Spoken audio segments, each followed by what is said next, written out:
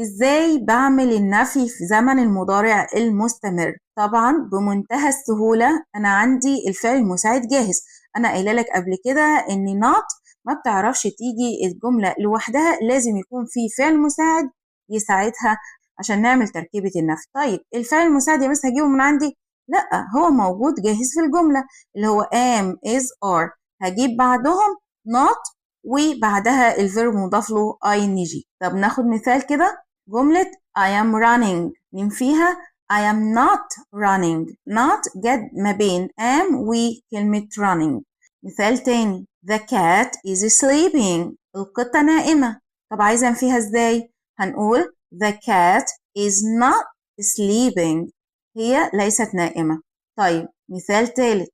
They are speaking، هما بيتحدثوا. هننفيها ازاي؟ They are not speaking، هما مش بيتكلموا.